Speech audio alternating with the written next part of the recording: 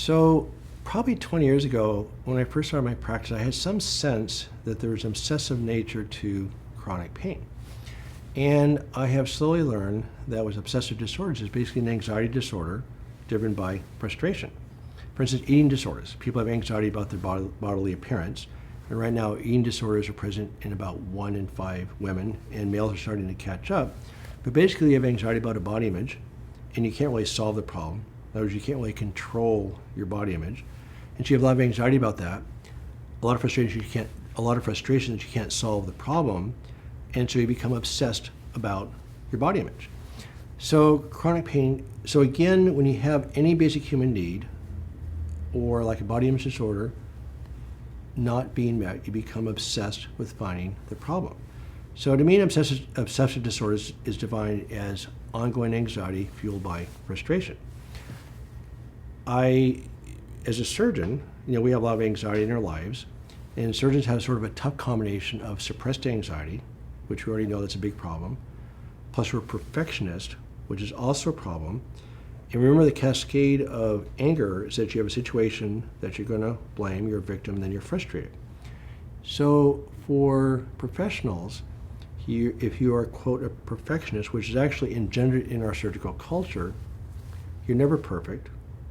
You're always frustrated. So now you have a situation or yourself that you blame for less than perfect. You are continuously a victim, and you're always frustrated. So you have suppressed anxiety, plus you have the frustration from being a perfectionist amongst other life frustrations, then we have a massive amount of stress. It's a deadly combination.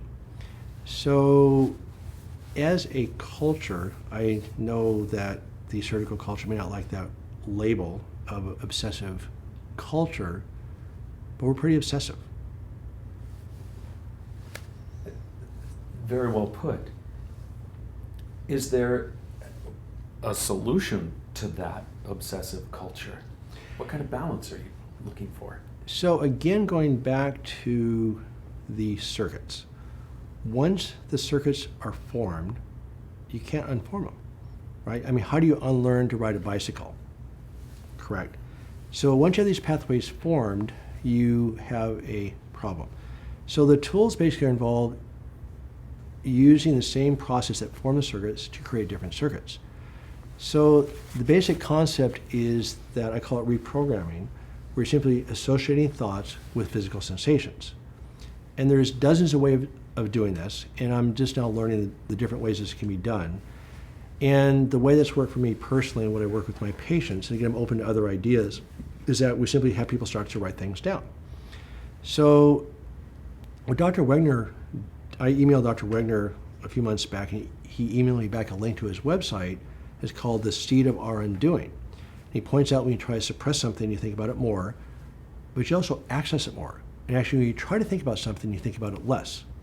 So his point was, if you simply can talk about the circuit or write it down, you can dramatically de-energize the circuit.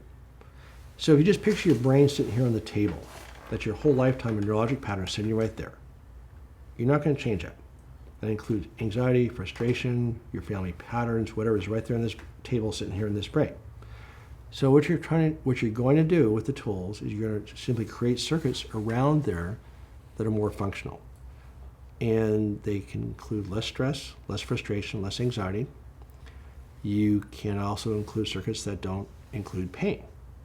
And I don't know all the real deep reasons why this process works, but the starting point is simply writing down the negative thoughts and throwing them away. And what's interesting about this Daniel Wegner's experiment is that, think about this logically for a second. So you have some bizarre thought you had 5, 10, 15, 20 years ago. And of course you toss it aside, right? It's not who you are. You're going to suppress the thought.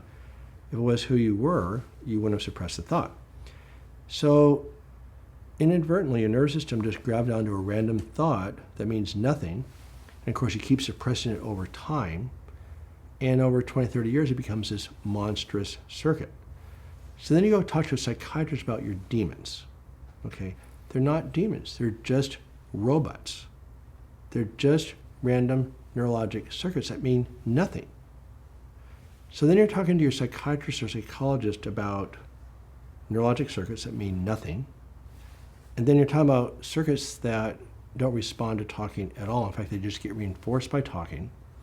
So unless you use the tools to actually break up, de-energize, and reprogram the circuits, you're not going to go anywhere.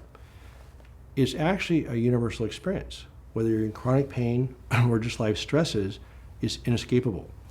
So this link that Dr. Wagner sent me was pretty profound to me. And I think it has incredible public health implications. It's called the seed of our undoing. And the bottom line is that the most well-intentioned people are the ones that get taken down. And so you even take these public figures who go down in flames. The public's very critical of these people. And it's not their fault.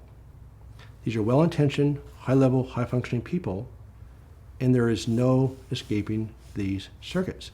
And in fact, when you look at Dr. Wagner's article, it's the most, in Greek mythology, it's the heroes that get taken down. So by understanding how this basic neurologic circuitry works, you can de-energize the process, and then you can live your life.